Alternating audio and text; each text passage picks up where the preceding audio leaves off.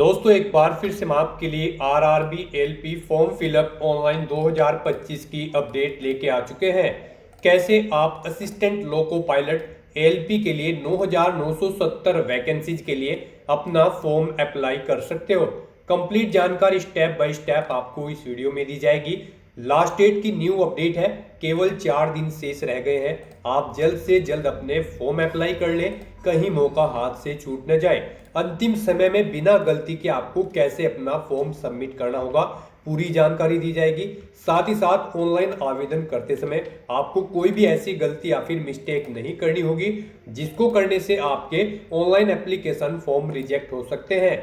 और अप्लाई करते समय आपको यहाँ पर फोटोग्राफ, सिग्नेचर, डॉक्यूमेंट्स कैसे और कितने केबी में अपलोड करने होंगे, क्या महत्वपूर्ण इंस्ट्रक्शंस है जिनको ध्यान में रखते हुए आपको फॉर्म सक्सेसफुली सबमिट करना होगा।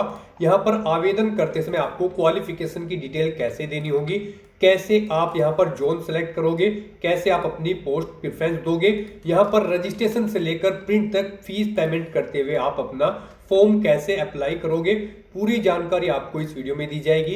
तो आपको ये वीडियो शुरू से लेके एंड तक बिना स्किप किए हुए देखनी होगी। इस वीडियो को कंप्लीटली देखने पर ही आपके सभी सवाल और डाउट क्लियर होंगे। तो चलिए दोस्तों, बिना कोई वक्त गंवाए शुरू करते हैं RRB LP form fill up online 2025 की पूरी जानकारी। फॉर्म भरने से पहले आपको हमारी वेबसाइट आईएनडी सरकारी नौकरी के इस पेज पर विजिट करना होगा, जिसका लिंक आपको नीचे description plus first comment box में मिल जाएगा। और हमारे इस पेज पर विजिट करके आप यहां से आरआरबी एलपी का फॉर्म अप्लाई कर सकते हो। रेलवे रिक्रूटमेंट बोर्ड भारतीय रेलवे आरआरबी की ओर से असिस्टेंट लोको पायलट एलपी के लिए 9,970 वैकेंसीज निकाली गई है, जिसके लिए आवेदन करने का अंतिम मौका है। केवल 4 दिन शेष रह गए हैं। आप जल्द से जल्द अपना फॉर्म अप्लाई कर ले। आवेदन करने की अंतिम तिथि 19 मई 2025 है। इसी तरह से 19,900 से 63,200 सैलरी है प्रति माह के लिए। 10वीं पास आईटीआई से आप अप्लाई कर सकते हो। 18 से 30 वर्ष आयु सीमा है। 500 रुपए जनरल ओबीसी डब्ल्यूएच के लिए फीस है, इसमें 400 रिफंड कर दी जाएगी। एसएसटी पीडब्ल्यूडी और वुमेन कैंडिडेट के लिए 250 रुपए फीस है, जो कि टोटल रिफंड कर दी जाएगी। ऑनलाइन मोड से आप पेमेंट करोगे। कंप्यूटर बेस्ड टेस्ट सीबीटी के आधार पे सिलेक्शन किया जाएगा। ऑनलाइन अप्लाई कर सकते हो, ऑल इंडिया से अप्लाई कर सकते हो। rrbapply.gov.in की ऑफिशियल वेबसाइट है, जिससे आप ऑनलाइन अप्लाई कर सकते हो। ऑफिशियल नोटिफिकेशन पीडीएफ लिंक पर क्लिक करके आप इसकी ये पीडीएफ डाउनलोड कर सकते हो और इसमें से कंप्लीट जानकारी चेकआउट कर सकते हो, जैसे कि क्या यहाँ पर जनरल इंस्ट्रक्शन दे गए हैं, क्या कंप्लीट एलिजिबिलिटी क्राइटेरिया है, इसमें qualification detail, age limit, age relaxation की जानकारी, exam pattern, syllabus, fees payment की इंफॉर्मेशन, जोन वाइज वैकेंसीज आपको दी गई है। साथ ही साथ हाउ टू अप्लाई का कंप्लीट प्रोसेस आपको दिखाया गया है। तो अप्लाई करने से पहले आपको नोटिफिकेशन की पीडीएफ पूरा पढ़ना अनिवार्य है। इसको पूरा पढ़ने से ही आपके सभी सवाल और डाउट क्लियर होंगे। पीडीएफ रीड आउट करने के बाद में आपको अप्लाई ऑनलाइन लिंक पर क्लिक करना होगा, तो आपके सामने इसका ऑनलाइन आवेदन करने का ये ऑफिशियल पोर्टल ओपन हो जाएगा। गाइस, यहाँ पर आपको डाउनलोड फॉर्मेट्स का ऑप्शन दिया गया है। यहाँ पर आपको CN 1/2025 के इस ऑप्शन पर अपना कर्सर लाना है और यहाँ पर अगर आपको कास्ट सर्टिफिकेट या फिर इनकम सर्टिफिकेट की जरूरत है तो उनके फॉर्मेट आप यहाँ से डाउनलोड कर सकते हो। अप्लाई करने के लिए आपको यहाँ पर अप्लाई की ये टैब दी गई है। इसके ऊपर जैसे ही आप अपना कर्सर लाएंगे, यहाँ पर आपको 2 ऑप्शन होंगे, क्रिएट एन अकाउंट और ऑलरेडी हैव एन अकाउंट। अगर आपने यहाँ पर अपना अकाउंट पहले से क्रिएट कर रखा है तो आपको ऑलरेडी हैव एन अकाउंट के इस ऑप्शन पर क्लिक करना है। उसके बाद आपके सामने कुछ इस तरह से इंटरफेस होगा। यहाँ पर आपके पास 2 ऑप्शन है लॉगिन करने के, लॉगिन विद आधार और लॉगिन विद आरआरबी अकाउंट। आप इनमें से किसी भी ऑप्शन का यूज करते हुए अपने अकाउंट में लॉगिन कर लें और वहां से आप अपना फॉर्म अप्लाई कर लें। और अगर आप इस भर्ती के लिए या फिर आरआरबी की किसी भी भर्ती के लिए 2024 से आप फर्स्ट टाइम अप्लाई करने जा रहे हो तो सबसे पहले यहाँ पर आपको अपना अकाउंट क्रिएट करना होगा। उसके लिए आपको क्रिएट एन अकाउंट के इस ऑप्शन पर क्लिक करना है। उसके बाद आपके सामने यहाँ पर कुछ इस तरह से इंटरफेस होगा। यहाँ पर आपके सामने ये पॉपअप होगा। इसमें आपसे कहा गया है अगर आपने 2024 या उसके बाद अपना रजिस्ट्रेशन यहाँ पर कर रखा है आरआरबी के इस पोर्टल पर, तो आपको दोबारा से रजिस्ट्रेशन की जरूरत नहीं है। आप अपना यूजर आईडी और पासवर्ड यूज करते हुए लॉगिन करें और अपना फॉर्म अप्लाई कर लें। और अगर आपने 2024 या 25 में रजिस्ट्रेशन नहीं किया है आरआरबी के इस पोर्टल पर, तो यहाँ पर आपको सबसे पहले अपना रजिस्ट्रेशन करना होगा और उसके बाद आपको अपना फॉर्म अप्लाई करना है। तो यहाँ पर आकर आपको ओके के इस ऑप्शन पर क्लिक करना है। फिर यहाँ पर आकर आपको अपनी नेशनलिटी सिलेक्ट कर लेनी है। उसके बाद यहाँ पर आपको अपना कंप्लीट नाम यहाँ पर एंटर करना है, 10वीं की मार्कशीट के अकॉर्डिंग आपका नाम होना चाहिए। फिर उसी नाम को आपको यहाँ पर रिटाइप कर देना है। उसके बाद आपसे पूछा गया है कि क्या आपने कभी अपना नाम चेंज किया है, अगर किया है तो यस ऑप्शन सेलेक्ट करें और फिर आप I understand and I agree के इस ऑप्शन पर क्लिक करें और फिर जो नाम आपने चेंज किया है वो चेंज नेम यहाँ पर आप एंटर करें, उसे रिटाइप करें। और अगर आपने कभी अपना नाम चेंज नहीं किया है तो यहाँ पर आपको नो ऑप्शन सेलेक्ट कर लेना है। उसके बाद यहाँ पर आपको अपनी डेट ऑफ बर्थ सेलेक्ट करनी है। ये डेट ऑफ बर्थ आपको 10वीं की मार्कशीट के अकॉर्डिंग सेलेक्ट करनी है। फिर उसे यहाँ पर आपको टाइप करना है DDMMYY फॉर्मेट में, यानी कि आपको अपनी डेट ऑफ बर्थ यहाँ पर रिटाइप कर देनी है। उसके बाद यहाँ पर आपको अपना जेंडर सेलेक्ट करना है। फिर यहाँ पर आपको अपना जेंडर भी दोबारा से एक बार फिर सिलेक्ट करना होगा। उसके बाद यहाँ पर आपको अपने फादर का नाम एंटर करना है, उसे रिटाइप करना है। मदर का नाम एंटर करना है, उसे भी रिटाइप कर देना है। उसके बाद यहाँ पर आपको अपनी कॉन्टैक्ट डिटेल देनी है। यहाँ पर आकर आपको अपना ईमेल एड्रेस एंटर करना है। उसके बाद जनरेट ईमेल OTP ऑप्शन पर क्लिक करना है। अपना मोबाइल नंबर आपको एंटर करना है, जनरेट मोबाइल OTP ऑप्शन पर क्लिक करना है। उसके बाद आपके ईमेल ID और मोबाइल नंबर पर 2 OTP आएंगे, वो OTP आपको यहाँ पर एंटर करने हैं और अपना मोबाइल नंबर और ईमेल ID को वेरीफाई कर लेना है। उसके बाद यहाँ पर आपको अपना आधार वेरिफिकेशन करना है। यहाँ पर आकर आप अपना आधार कार्ड नंबर एंटर करें। फिर यहाँ पर आप जनरेट आधार OTP के इस ऑप्शन पर क्लिक करें।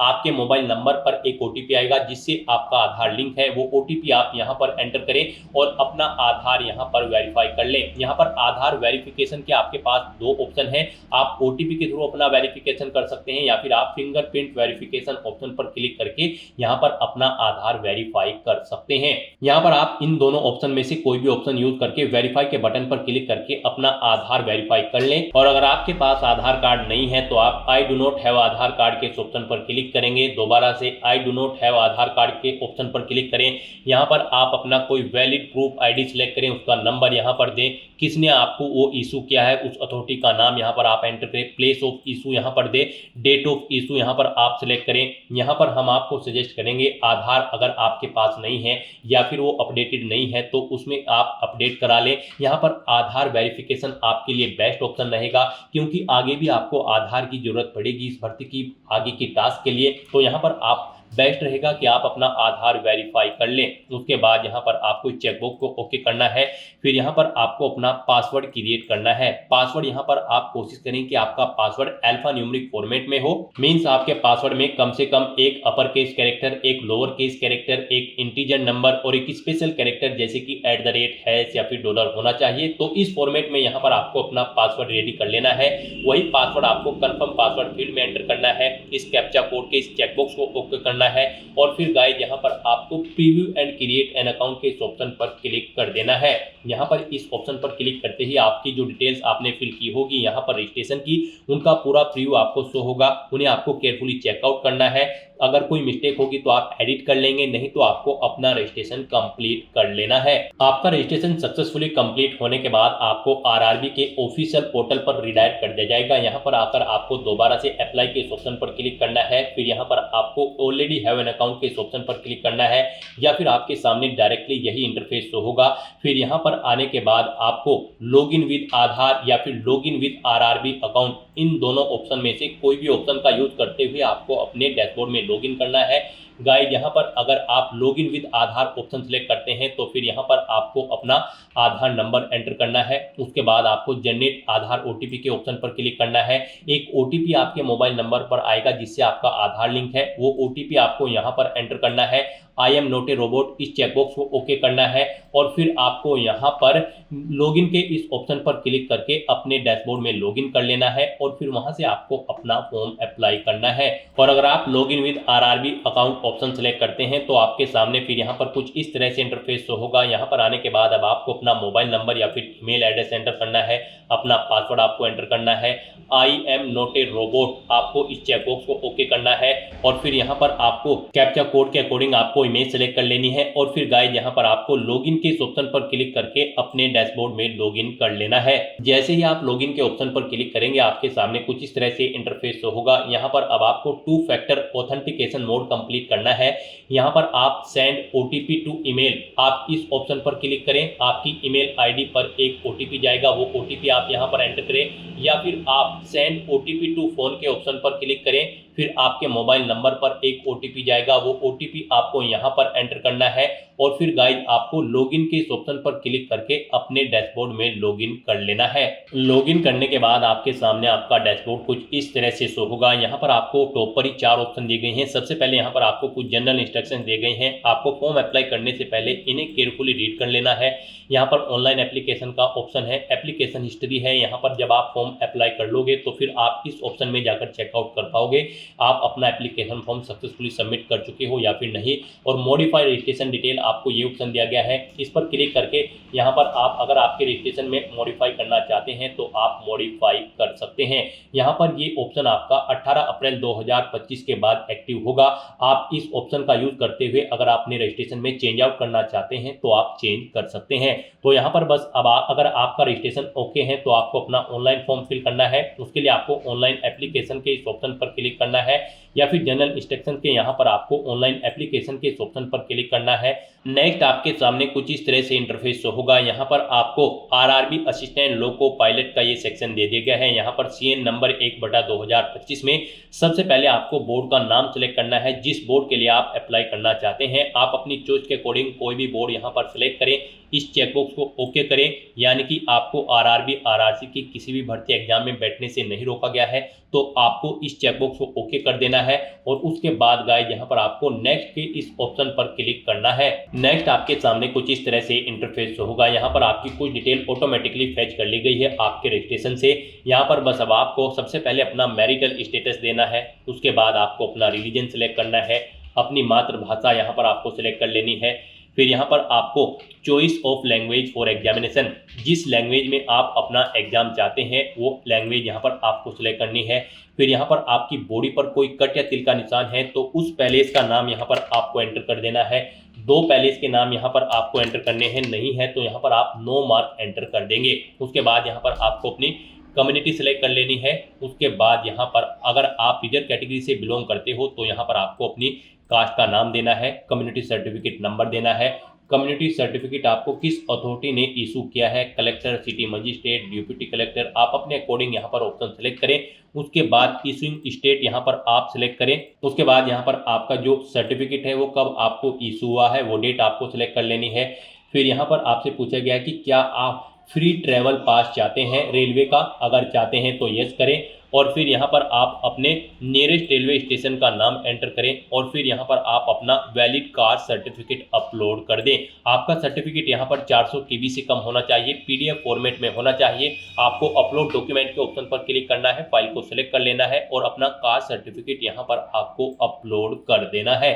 और अगर आप यहाँ पर अनरिजर्व कैटेगरी से आते हैं तो फिर आगे के ऑप्शन आपको डिसेबल्ड कर दिए जाएंगे। उसके बाद यहाँ पर आपको अपना प्रेजेंट एड्रेस एंटर करना है, फिर आपको अपना परमानेंट एड्रेस एंटर करना है। और अगर आपका परमानेंट एड्रेस आपके प्रेजेंट एड्रेस के अकॉर्डिंग सेम है तो आप इस चेकबॉक्स को ओके कर दें। ऑटोमेटिकली आपका परमानेंट एड्रेस आपके प्रेजेंट एड्रेस के अकॉर्डिंग फिल हो जाएगा। उसके बाद गाइस यहाँ पर आपको सेव के इस ऑप्शन पर क्लिक करके अपनी डिटेल सेव कर देनी है और फिर आपको नेक्स्ट के इस ऑप्शन पर क्लिक करना है। नेक्स्ट गाइस यहाँ पर आपको अपनी कैटेगरी की डिटेल देनी है। यहाँ पर आपसे पूछा गया है कि क्या आप EX सर्विसमैन हैं, अगर हैं तो आप यस ऑप्शन सेलेक्ट करें। फिर यहाँ पर आप अपनी डिफेंस सर्विस सिलेक्ट करें, किसमें आप EX सर्विसमैन थे, आर्मी, नेवी, एयरफोर्स, अपने अकॉर्डिंग ऑप्शन सेलेक्ट करें। अपनी रैंक यहाँ पर एंटर करें, डेट ऑफ अटेस्टेशन यहाँ पर आप सिलेक्ट करें। और फिर आपसे पूछा गया कि क्या आप फिलहाल भी डिफेंस सर्विस में कार्यरत हैं, अगर हैं तो यस करें और फिर यहाँ पर नहीं है तो आप नो ऑप्शन सेलेक्ट कर लें। अगर आप यहाँ पर जॉब छोड़ चुके हो, डेट ऑफ डिस्चार्ज यहाँ पर आप सिलेक्ट करें, रीजन ऑफ डिस्चार्ज यहाँ पर दे, डिस्चार्ज सर्टिफिकेट नंबर दे, क्या आपने दोबारा से री एम्प्लॉयमेंट किया है एज ए EX सर्विसमैन, अगर किया है तो यस करें, नहीं तो नो ऑप्शन सेलेक्ट करें। और गाइज अगर आप EX सर्विसमैन नहीं हो तो यहाँ पर आपको नो ऑप्शन सेलेक्ट करना है, आगे की डिटेल आपको डिसेबल्ड कर दी जाएगी। फिर यहाँ पर आपसे पूछा गया कि क्या आप EBC सर्टिफिकेट होल्डर कैंडिडेट हैं, अगर हैं तो आप यस करें और फिर I understand and I agree के इस ऑप्शन पर क्लिक करें। फिर यहाँ पर आपसे पूछा गया है कि do you wish to avoid fee concession, अगर आप फीस में कंसेशन चाहते हैं तो यस ऑप्शन सेलेक्ट करें। फिर अपना सर्टिफिकेट नंबर दें, इश्यूइंग अथॉरिटी यहाँ पर आप सेलेक्ट करें, कब आपको ये सर्टिफिकेट इशू हुआ है वो डेट आप सेलेक्ट कर लें। और अगर आप ईबीसी सर्टिफिकेट होल्डर कैंडिडेट नहीं है तो यहाँ पर आपको नो ऑप्शन सेलेक्ट करना है। उसके बाद यहाँ पर आपसे पूछा गया कि क्या आप रेलवे में सर्विस करते हैं। यहाँ पर अगर आप रेलवे एम्प्लॉय हैं तो आप यस करेंगे। फिर यहाँ पर आपसे पूछा गया कि क्या आपने यहाँ पर एनओसी के लिए अप्लाई किया हुआ है, तो यहाँ पर आप किया हुआ है तो यस करें, नहीं तो आप यहाँ पर नो ऑप्शन सेलेक्ट करेंगे। और उसके बाद यहाँ पर आपको अपनी कैटेगरी देनी है, उसके बाद प्लेस ऑफ वर्किंग देना है, अपना जोन यहाँ पर आपको सिलेक्ट करना है। और अगर आप रेलवे के एम्प्लॉय नहीं है तो यहाँ पर आपको नो ऑप्शन सेलेक्ट करना है। उसके बाद यहाँ पर आपको पूछा गया कि क्या आप करंट में कहीं पर एम्प्लॉय हैं, अगर हैं तो यहाँ पर आप ऑप्शन सेलेक्ट करें, आप सेंट्रल गवर्नमेंट में एम्प्लॉय हैं, स्टेट में या फिर किसी पब्लिक सेक्टर में, तो यहाँ पर आप अपने अकॉर्डिंग ऑप्शन सेलेक्ट करें। और फिर यहाँ पर आप उसकी डिटेल दें, जैसे कि अगर आप स्टेट गवर्नमेंट में एम्प्लॉय हैं तो नेम ऑफ ऑर्गेनाइजेशन, किस डेट से आपने जॉब स्टार्ट की है और क्या फिलहाल भी आप वर्क कर रहे हैं, यहाँ पर आपको ये डिटेल्स प्रोवाइड करानी है। और अगर आप यहाँ पर करंट एम्प्लॉयमेंट नहीं है, यानी कि आप करंट में जॉब नहीं करते हैं, तो फिर यहाँ पर आपको नॉट एप्लीकेबल का ये ऑप्शन सेलेक्ट करना है। उसके बाद आपको इस पेज को नीचे स्क्रॉल डाउन करना है। नेक्स्ट यहाँ पर आपसे पूछा गया कि क्या आपने अपना एसीटी अप्रेंटिस का कोर्स कंप्लीट किया हुआ है। अगर किया हुआ है तो यहाँ पर आप यस ऑप्शन सेलेक्ट करें। फिर आप अपनी ट्रेड का नाम सेलेक्ट करें, किस ट्रेड में आपने कोर्स कंप्लीट किया है, कब से आपने ट्रेनिंग स्टार्ट की थी वो डेट सेलेक्ट करें, कब कंप्लीट हुई है वो डेट आप सेलेक्ट करें। फिर यहाँ पर आपका रिजल्ट डिक्लेयर हो चुका है या फिर नहीं, आपको येस या नो ऑप्शन सेलेक्ट करना है। और अगर गाइज यहाँ पर आप अपना एसीटी अप्रेंटिस का कोर्स कंप्लीट नहीं किए हो तो यहाँ पर आपको नो ऑप्शन सेलेक्ट करना है। फिर आपको ये डिटेल देनी नहीं होगी। उसके बाद यहाँ पर आपको अपनी बैंक की डिटेल देनी है। यहाँ पर आप अकाउंट होल्डर का नाम एंटर करें। फिर यहाँ पर आकर आपको अपने बैंक अकाउंट का नंबर एंटर करना है, उसे यहाँ पर आपको दोबारा से एंटर करके कंफर्म कर लेना है। फिर आपको अपने बैंक का आईएफएससी कोड देना है, कंफर्म के ऑप्शन पर क्लिक करना है। आपके बैंक का नाम और आपको आपके बैंक का एड्रेस यहाँ पर आपके आईएफएससी कोड के अकॉर्डिंग शो हो जाएगा। इस तरह से अपनी डिटेल यहाँ पर फिल करने के बाद फिर गाइज आपको सेव के इस ऑप्शन पर क्लिक करके अपनी डिटेल सेव कर देनी है और फिर आपको नेक्स्ट के इस ऑप्शन पर क्लिक कर देना है। नेक्स्ट यहाँ पर आपको अपनी एजुकेशनल क्वालिफिकेशन की डिटेल देनी है। यहाँ पर आरआरबी असिस्टेंट लोको पायलट की इस भर्ती में पार्टिसिपेट करने के लिए आपका 10वीं क्लास पास आउट होना जरूरी है, प्लस आपके पास आईटीआई का सर्टिफिकेट भी होना जरूरी है किसी रिलेवेंट ट्रेड के अंतर्गत। तो यहाँ पर अब आपको सबसे पहले आकर आपको अपनी एडिट के इस ऑप्शन पर क्लिक करना है। उसके बाद यहाँ पर आपको अपनी 10वीं क्लास की डिटेल प्रोवाइड करनी है। यहाँ पर आपको सबसे पहले स्टेट सेलेक्ट करना है, किस स्टेट से आपने अपनी 10वीं क्लास पास आउट की है। फिर आपको अपना डिस्ट्रिक्ट सेलेक्ट करना है। फिर आपको बोर्ड का नाम यहाँ पर देना है, किस बोर्ड से आपने अपनी 10वीं क्लास पास आउट की है। फिर आपको पासिंग डेट यहाँ पर सिलेक्ट करनी है, किस डेट को आपने अपनी 10वीं क्लास पास आउट की है।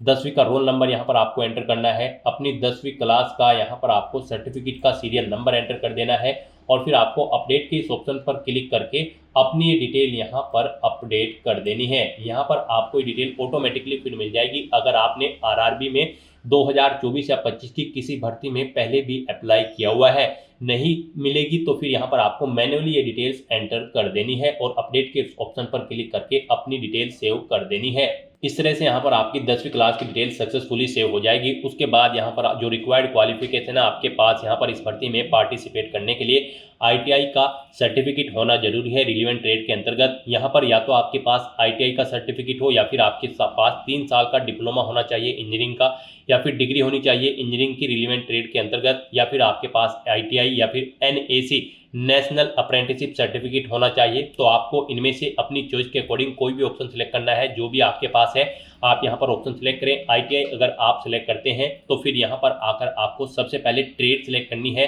किस ट्रेड में आपने अपनी आईटीआई कंप्लीट की है। फिर आपको स्टेट सेलेक्ट करना है, किस स्टेट से आपने अपनी आईटीआई कंप्लीट की है। फिर स्टेट के अकॉर्डिंग यहाँ पर आपको अपना डिस्ट्रिक्ट सेलेक्ट कर लेना है, इंस्टीट्यूट का नाम देना है जिससे आपने अपनी आईटीआई कंप्लीट की है, पासिंग डेट यहाँ पर आपको सिलेक्ट करनी है, कब पास आउट की है, सर्टिफिकेट आपको किसने इशू किया है आईटीआई का, एनसीवीटी या फिर एससीवीटी ने, आप अपने अकॉर्डिंग ऑप्शन सेलेक्ट करें। सर्टिफिकेट का टाइप यहाँ पर आप सिलेक्ट करें, वो नेशनल ट्रेड सर्टिफिकेट है या फिर स्टेट ट्रेड सर्टिफिकेट है। इस तरह से अपनी डिटेल यहाँ पर फिल करने के बाद फिर आपको ऐड के इस ऑप्शन पर क्लिक करना है और अपनी इस डिटेल को यहाँ पर ऐड कर देना है। इस तरह से यहाँ पर आपकी आईटीआई की डिटेल भी ऐड हो जाएगी। उसके बाद अगर आपके पास 3 साल का डिप्लोमा है इंजीनियरिंग का या फिर डिग्री है इंजीनियरिंग की या फिर एनएससी सर्टिफिकेट है तो आप अपने अकॉर्डिंग यहाँ पर ऑप्शन सेलेक्ट करके उसकी डिटेल भी सेम ऐसे ही यहाँ पर प्रोवाइड करा सकते हैं।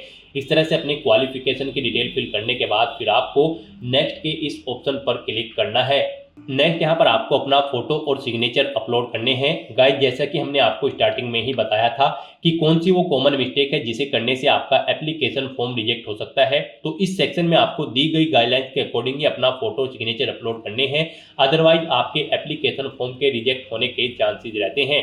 यहाँ पर आपके फोटो की जो हाइट होगी वो 320 पिक्सल होनी चाहिए और जो विड्थ होगी वो 240 पिक्सल होनी चाहिए। जेपीजी या फिर जेपीईजी फॉर्मेट में आपका फोटो होना चाहिए। साइज उसका यहाँ पर 100 KB से 150 KB के बीच में होना चाहिए और जो आपके सिग्नेचर होंगे यहाँ पर उनकी हाइट 60 पिक्सल होनी चाहिए और विड्थ 140 पिक्सल। साइज उनका यहाँ पर 30 KB से 49 KB के बीच में होना चाहिए। जेपीजी या फिर जेपीईजी फॉर्मेट में आपके सिग्नेचर होने चाहिए। यहाँ पर आपके फोटो रिजेक्ट होने के कुछ सैंपल आपको दिए गए हैं। यहाँ पर आपको सैंपल ऑफ फ्यू रिजेक्टेबल फोटोज, आपको इस ऑप्शन पर क्लिक करना है।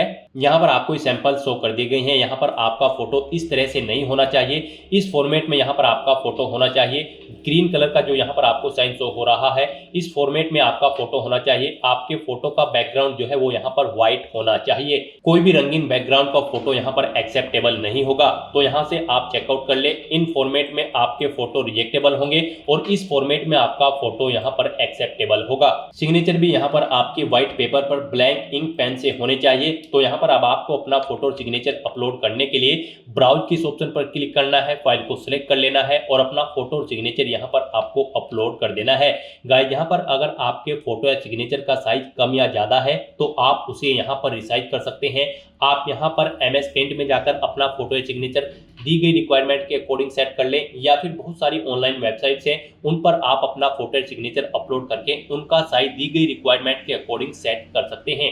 आप गूगल पर जाएं, वहां पर आप इमेज रिसाइजर टाइप करें, मल्टीपल्स वेबसाइट आपके सामने शो होंगी। वहां पर आप सिलेक्ट इमेज ऑप्शन पर क्लिक करें, इमेज को सिलेक्ट करें और अपनी दी गई गाइडलाइंस के अकॉर्डिंग आप उसका फोटो का साइज यहाँ पर सेट कर लें और फिर यहाँ पर आप अपना फोटो और सिग्नेचर अपलोड कर दें। इस तरह से यहाँ पर आपको अपना फोटो और सिग्नेचर अपलोड करने के बाद फिर आपको सेव के इस ऑप्शन पर क्लिक करके अपना फोटो और सिग्नेचर सेव कर देने हैं और फिर गाइस यहाँ पर आपको नेक्स्ट के इस ऑप्शन पर क्लिक करना है।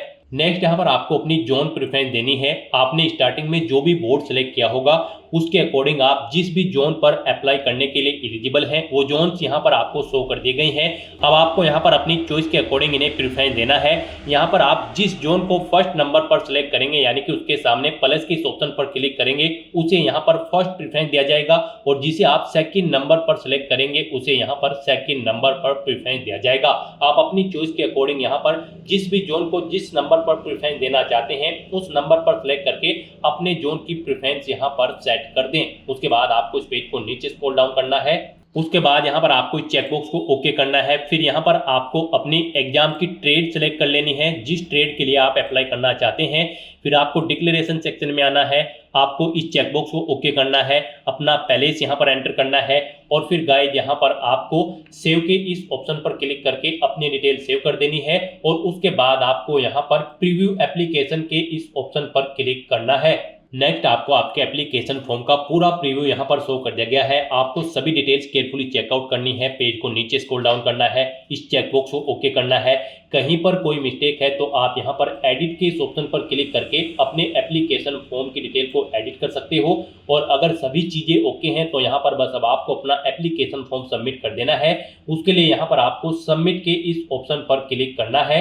नेक्स्ट आपको यहाँ पर फीस पेमेंट के इंटरफेस पर डायरेक्ट कर दिया जाएगा। यहाँ पर गाइड अब आपको अपना फीस पेमेंट करना है। यहाँ पर हम आपको बता दें जनरल OBC EWS कैंडिडेट को 500 रुपये फीस के रूप में जमा कराने हैं। SC ST PWD women candidate को 250 रुपये फीस के रूप में जमा कराने हैं।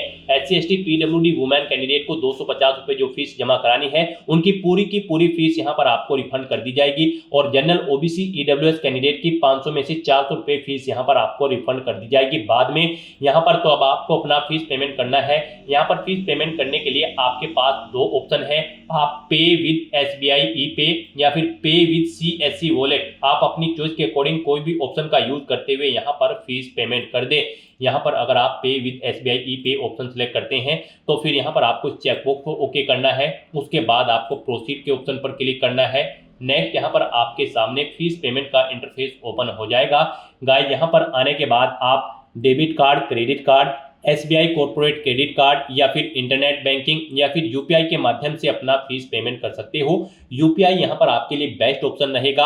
आप UPI के इस ऑप्शन पर क्लिक करें। अगर आपको अपनी UPI ID पता है तो आप एंटर UPI ID के इस ऑप्शन पर क्लिक करें। यहाँ पर आप अपनी UPI ID एंटर करें और वैलिडेट UPI ID ऑप्शन पर क्लिक करते हुए अपना फीस पेमेंट कर दें। और अगर आप QR कोड के थ्रू फीस पेमेंट करना चाहते हैं तो यहाँ पर आप UPI QR के इस ऑप्शन पर क्लिक करें।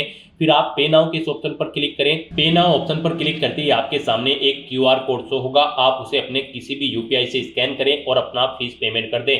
सक्सेसफुली फीस पेमेंट करने के बाद आपको आपके डैशबोर्ड में डायरेक्ट कर दिया जाएगा। अपने डैशबोर्ड में आकर आपको एप्लीकेशन हिस्ट्री की स्टेप पर आना है और फिर यहाँ पर आपको असिस्टेंट लोको पायलट के सामने यहाँ पर आपको व्यू एप्लीकेशन के इस ऑप्शन पर क्लिक करके अपने एप्लीकेशन फॉर्म का एक हार्ड कॉपी प्रिंट आउट ले लेना है फ्यूचर यूज के लिए, फ्यूचर रेफरेंस के लिए। यहाँ पर आप अपने एप्लीकेशन फॉर्म का स्टेटस भी चेकआउट कर सकते हो। यहाँ पर आपके एप्लीकेशन फॉर्म का स्टेटस आपको सक्सेस शो कर दिया जाएगा अगर आपका एप्लीकेशन फॉर्म सक्सेसफुली सबमिट हो जाता है। तो दोस्तों ऐसे आप RRB assistant loco pilot 9970 post के लिए अपना फॉर्म अप्लाई कर सकते हो बिना कोई मिस्टेक किए हुए, स्टेप बाय स्टेप। आज की इस वीडियो में बस इतना ही। आई होप ये वीडियो आपको पसंद आई होगी। अगर पसंद आई हो तो इसे लाइक और शेयर करें। चैनल पर नए हो तो इसे सब्सक्राइब कर लें। Thanks for watching.